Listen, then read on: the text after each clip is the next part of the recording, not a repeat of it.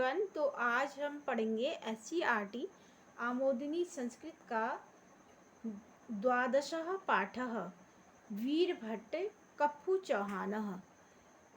पात्र परिचय कक्षा 6 का चैप्टर है। पात्र परिचय इसमें दे रखे हैं। अजय पालः गढ़वाल का शासक होता है। कप्पू चौहान उपगणपति सेनापति अजयपालस्य राजदूतः अजयपालस्य माता कप्पू चौहानस्य सैनिकाः अजयपालस्य कप्पू चौहानस्य च। यहाँ पर जो है पात्रों के परिचय दे रखे हैं, कौन कौन लोग इसमें हैं। अजयपाल गढ़ का राजा, कप्पू चौहान गढ़ का स्वामी है। सेनापति अजयपाल का, राजदूत अजयपाल का, माता कप्पू चौहान की, और सैनिक अजयपाल और कप्पू चौहान के। उसके बाद आता है कथानक। यहाँ से जो है इनकी कथा शुरू होती है। उत्तराखंडे भागीरथी नद्या तटे उपूगढ़ः आसीत्।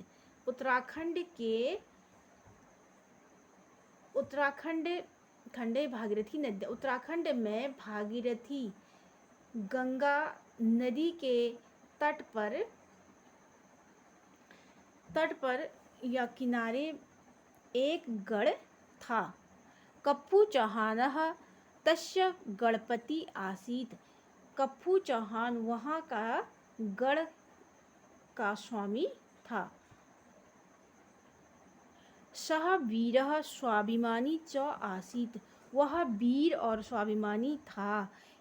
एकदा तस्य प्रतिवेशी नरेशः अजयपालः स्वराज्य विस्ताराय पर्यन्तम् अकरोत्। एक बार उसके पड़ोसी राजा अजयपाल ने अपने राज्य के विस्तार के लिए प्रयत्न किया। तस्मात् सर्वे भीताः गणपतयः तस्य अधीनतां स्वीकृतवन्तः, परं कप्पू चौहानः तस्य अधीनतां न स्वीकृतवान्।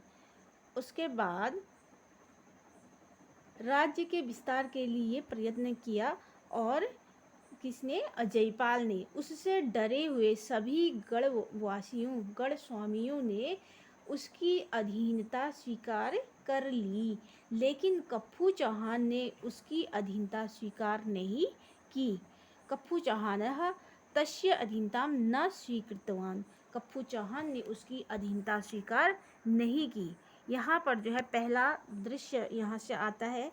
प्रथमः दृश्य, पहला दृश्य, महाराज अजयपालस्य सभायां मंत्रीगणाः सेनापतयः राजदूताः दौवारिकाः स्व स्थाने स्थिताः सन्ति। शंखध्वनिं भवति।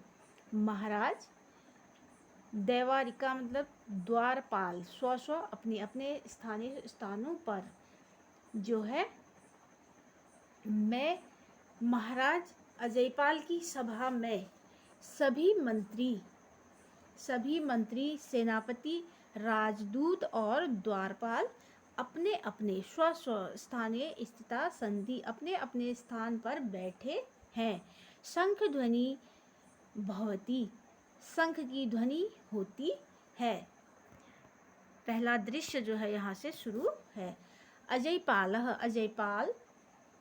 अहम गढ़वाल सम्राटः अजयपालः ज्ञातुम् इच्छामि यत् सर्वे गणपतयः मम अधीनतां स्वीकृतवन्तः न वा।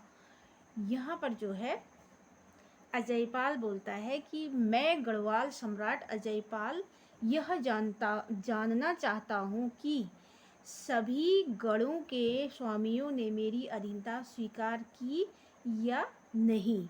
यह वह मैं जानना चाहता हूँ। यह कौन बोल रहा है? अजयपाल बोल रहा है।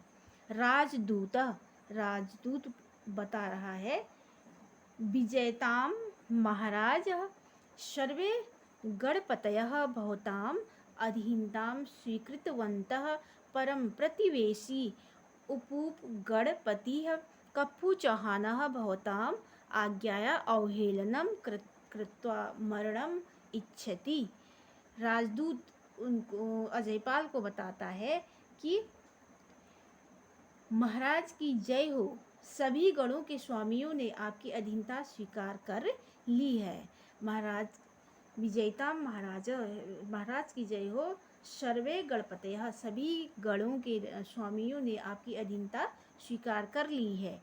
और लेकिन पड़ोसी उप्पूगढ़ का स्वामी कप्पू चौहान आपकी आज्ञा की अवहेलना करके मरना चाहता है।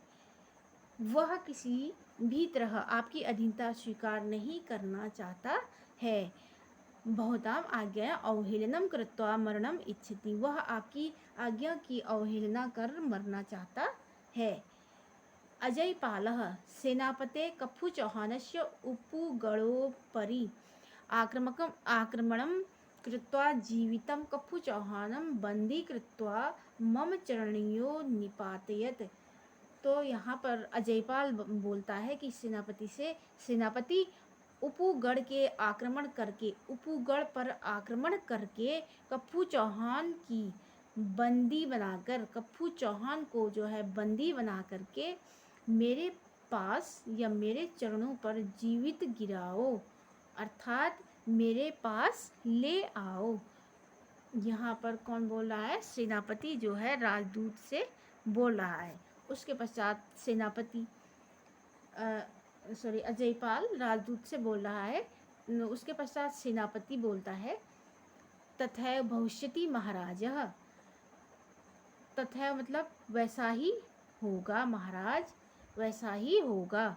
सेनापति गच्छति उप्पुगढ़ोपरि आक्रमणस्य सज्जां करोति, सेनापति चला जाता है, वह उप्पुगढ़ पर आक्रमण करने की तैयारी करता है।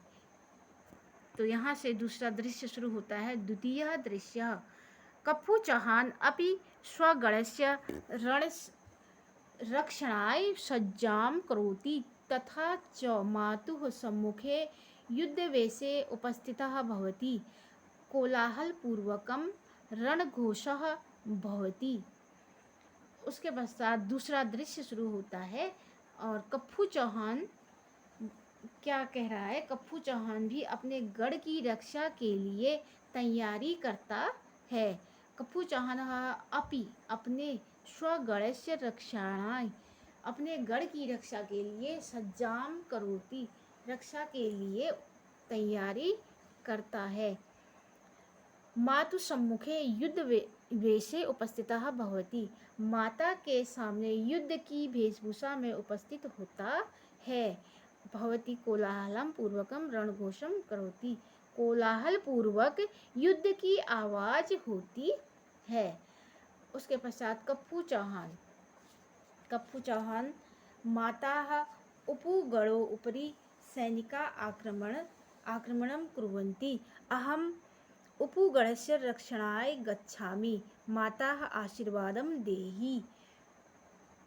इसके पश्चात कप्पू चौहान बोलता है, माँ उपगढ़ पर शत्रु सैनिक आक्रमण कर रहे हैं, उपगढ़ की रक्षा के लिए जा रहा हूँ, मैं उपगढ़ की रक्षा के लिए जा रहा हूँ, माँ आशीर्वाद दो। ऐसा वह अपनी माँ से बोल रहा है।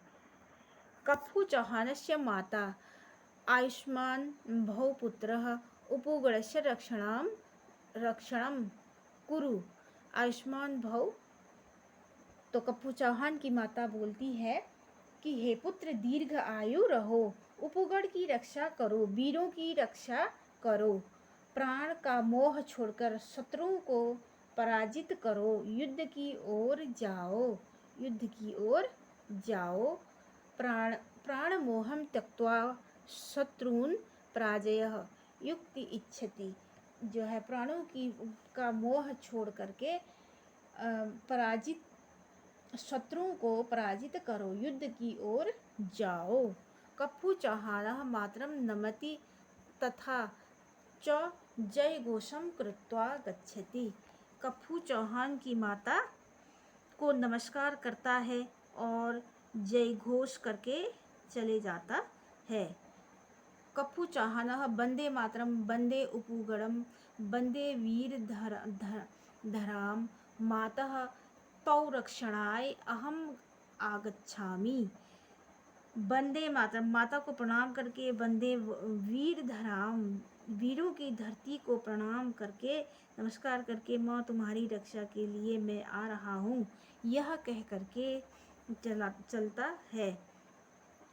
वंदे सैनिकाः विजयिताम विजयिताम उपु गणपति विजयिताम।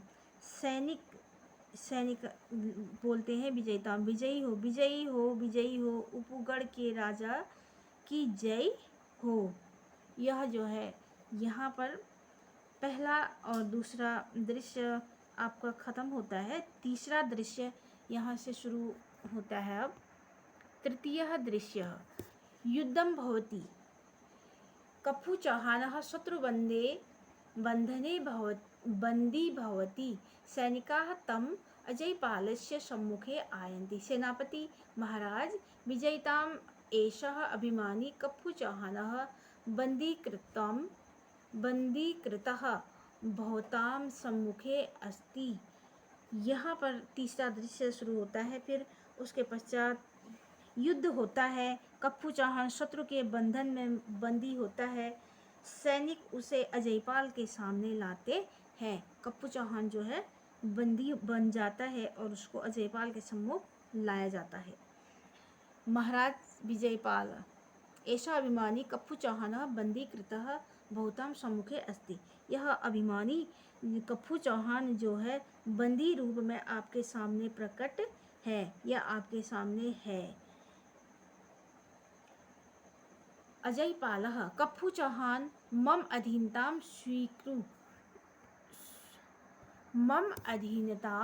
स्वीकुरु तौ संघस्य अनेकेन क्षत्रपा मम अधीनां सन्ति। त्वम् अपि मम शरणम् आगच्छ, अहं तुभ्यं जीवनदानं पृच्छामि। इसके पश्चात कप्पू चौहान से अजयपाल बोलता है। कप्पू चौहान मेरी अधीनता स्वीकार करो। तुम्हारे समुदाय के बहुत से शासक मेरे अधीन हैं। तुम भी, कप्पू चौहान बोल रहे हैं कप्पू चौहान से कि तुम भी मेरी शरण में आ जाओ, मैं तुम्हें जीवन प्रदान करता हूँ। कप्पू चौहान सोत्साहेन अजयपाल मम जीवने उपगढ़ तौ अधीनतां न स्वीकारयिष्यति। वयम् उपगढ़वासिनः वीराः सर्वदा स्वतंत्रता। इसके बाद कप्पू चौहान बोलता है कि सोत्साहेन, उत्साहपूर्वक, अजयपाल मेरे जीते जी उपगढ़ तुम्हारी अधीनता कभी स्वीकार नहीं कर सकता। हम उपगढ़वासी वीर और सदा स्वतंत्र रहते हैं। उपगढ़वासी वयम उपगढ़वासिनः वीरा सर्वदा स्वतंत्रता। वह जो है अजयपाल से बोलता है कि कप्पू चौहान, हाँ, उपगढ़ की स्वतंत्रता के लिए मैं मृत्यु का वर्ण करूँगा और लेकिन तुम्हारी अधीनता स्वीकार नहीं करूँगा। कप्पू चौहान अजयपाल से बोलता है। उसके बाद अजयपाल एव अस्ति ऐसा है। कप्पू चौहान आम उपगढ़स्य स्वतंत्रतायाम् अहं मृत्योः वरणं करिष्यामि, परं तौ अधीनतां न स्वीकारयामि। हम जो है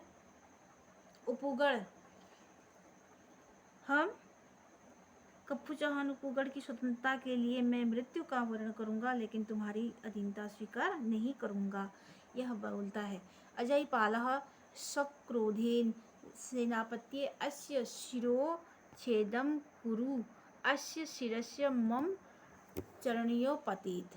अजयपाल बोलता है गुस्से में आकर के, सेनापति इसका सिर काट दो, उसका सिर पैरों पर गिरना चाहिए।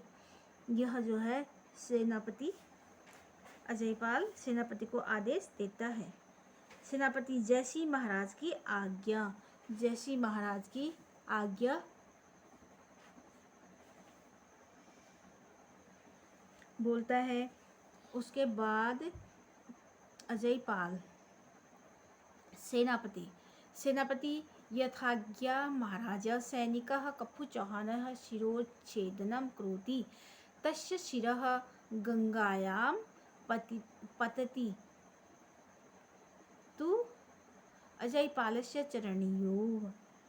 उसके बाद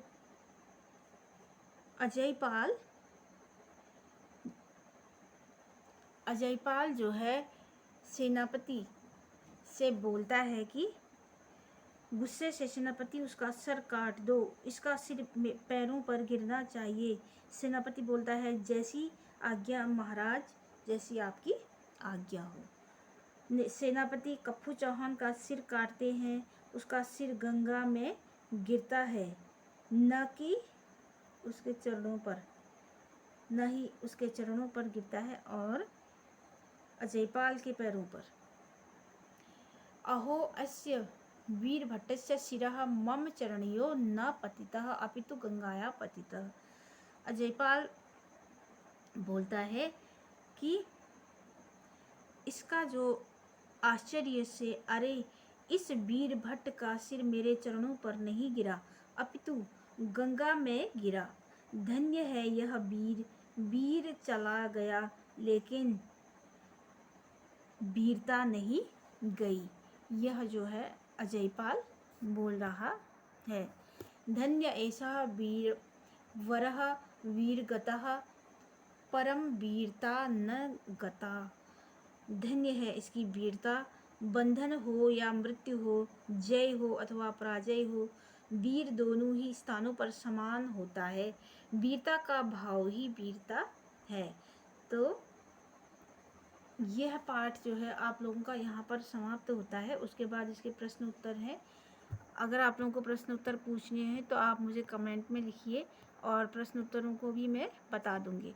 और आप लोग लाइक करें इस वीडियो को, चैनल को सब्सक्राइब करें और ज़्यादा से ज़्यादा लोगों को शेयर कीजिएगा। आपका एक लाइक हमें मोटिवेशन देता है कि अगली वीडियो को और अच्छा बनाएं। इसमें जो कमियां रह गई हैं वह अगली वीडियो में हम सही करेंगे। लेकिन आप लोगों को एक छोटा सा काम करना होगा, एक लाइक और सब्सक्राइब करना होगा। बहुत बहुत